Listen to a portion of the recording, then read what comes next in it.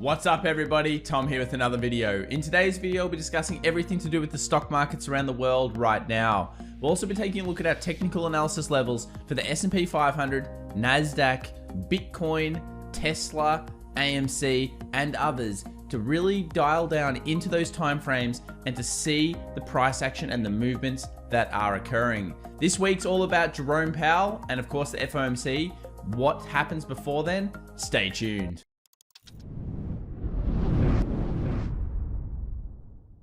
Well guys, as we saw in that front screener, it was mostly a sea of green, slight green yesterday ahead of this FOMC, which happens on Wednesday in America.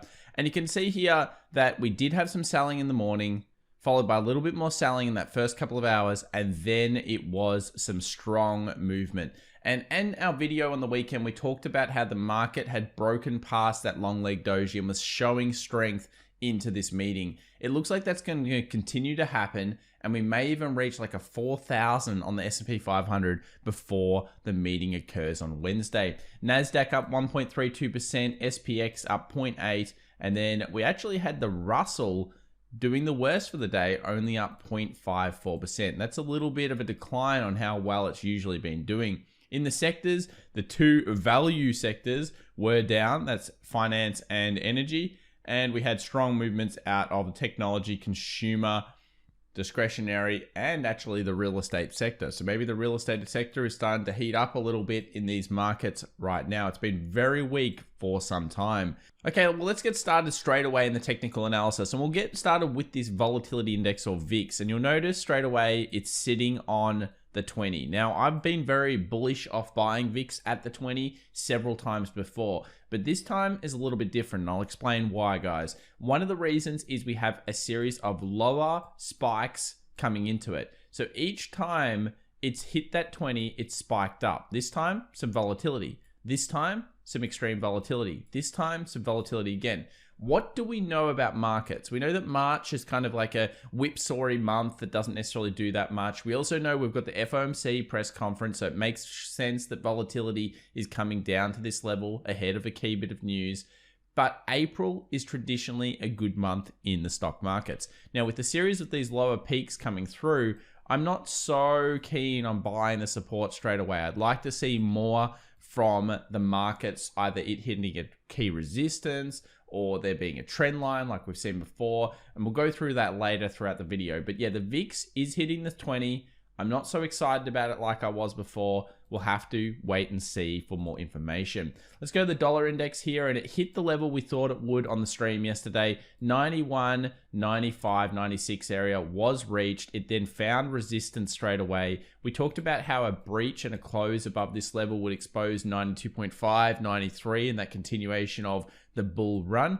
But while it sits in here, there's just no direction for the dollar index. Close below this area over here, then it gets direction to the downside. That's the 91.37. We're getting a sequence that is showing us bearish intentions. But while it stays in this range, I'm neutral into it, and I would expect it to be neutral ahead of the FOMC as well. Many of these pairs will be neutral or sitting in ranges right into that announcement, and then they'll find their next direction depending on what the announcements are. Bitcoin, something that people are very concerned about right now. Look, we closed under our key critical bullish signal, which has been the 20 exponential moving average. We closed here below.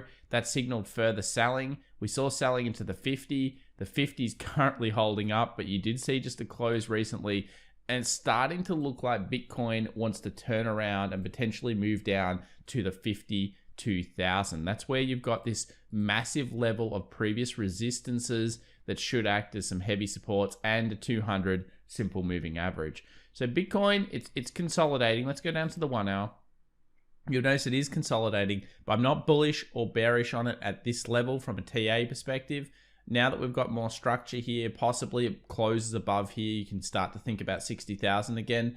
But I don't really like the 15-minute or 1 hour time frames. I've told you that before on this channel. I'm big on the 4 hour, daily, 8 hour, weekly time frames to really give you much clearer percentage chances of success.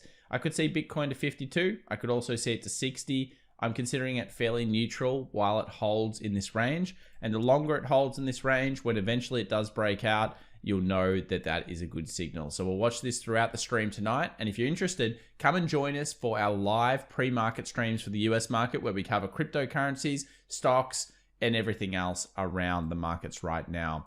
Gold, what's going on there? Well, here we're on the 15 minutes, not going to help us that much. Let's go to the 4 hour, 1730. For the gold bulls, things are looking better. We've got bullish pickoffs off this level, 20-50 exponential moving average cross here happening right now, which is excellent news for people in the markets. And we've got a horizontal resistance as well. So we've got 1740, 1740, resistance. This is a key critical zone that I would say if we can close above, will signal 1760 for gold bulls. But until we get that, we cannot be sure. We're still in a downtrend on the larger time frames. We're chopping it up, creating structure and range down here after hitting those extreme lows of 1676. So gold's neutral, just like dollar index, and it makes sense because when dollar index moves, gold moves, and vice versa. Silver is very, very similar, but silver's showing a little bit more strength. So we've talked about the trend line here, which comes off these lows. I'll draw that in for you now just to show you this trend line. So here you go.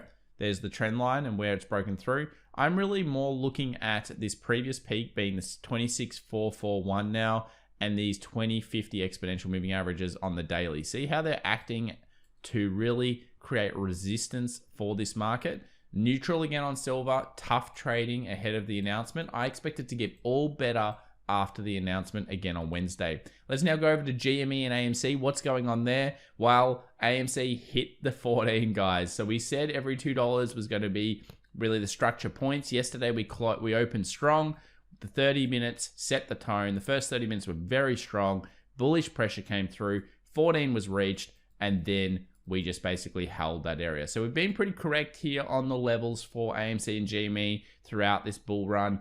Now 14 is the zone that we need to close above. And if we can do that, we move into the 16 area, a next resistance. So every $2 here for AMC, if it cannot breach 14 correctly on maybe a 1 hour chart, then we can't get 16. And as you'll see on the left-hand side here, GME did not suffer the same way that AMC did. AMC was 14 bullish, GME at the same point, 220 bearish, went down to as low as 206. I don't know why it stopped at 206 exactly. Maybe you could claim it's because of these peaks over here, but it'll be very important that GME holds a green day in the stock trading session tomorrow, because if it doesn't, then you're starting to create negative sentiment. And as we know, both of these trades here rely on sentiment. Only a few negative days can completely take the sentiment out of the market and create a really big pressure selling event. I noticed this halted a few times yesterday in terms of GME. That always creates some bad sentiment. Halt happens, comes out, usually sells off more due to fear and panic around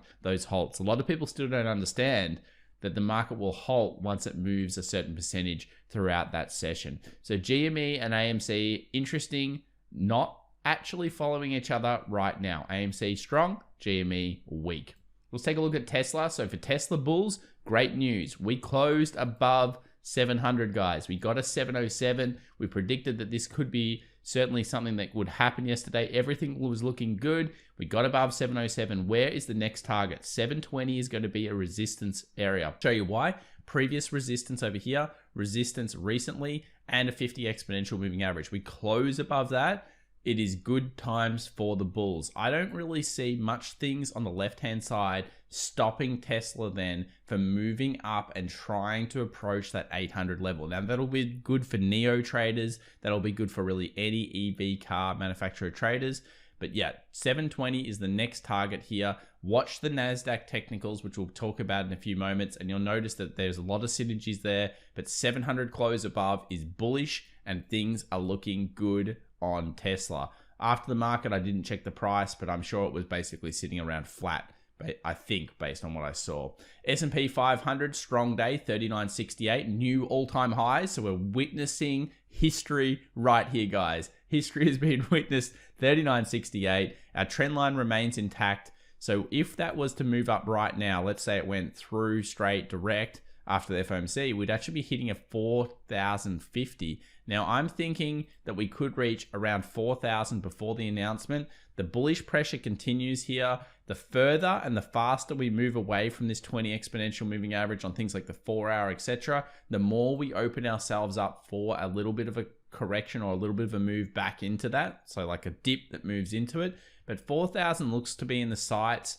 And I think after stopping before 4,000, I mentioned this several times on the channel, if you have a market that's reaching a critical resistance point, let's say it's Bitcoin, let's say it's this stock market here, and when it reaches just before and then sells off, when it goes for a new high, it tends to try to bust that high. So 4,000, while it is a massive psychological level, it really looks like it wants it and that it's going to do it. Look, even here yesterday, 4-hour rejection pin or hammer off that point, finding support down in the lows here at the 39.30. It's all looking pretty bullish right now for the S&P 500. We'll continue to cover this in our pre-market sessions and in our daily videos. NASDAQ, a little bit different. So NASDAQ is still underneath where it was only a month ago. Now, we have our strong resistance. That's the 13,300 zone. I do expect selling pressure for a lot of hypergrowth stocks and a lot of stocks in general to come through here. All the price action yesterday was good.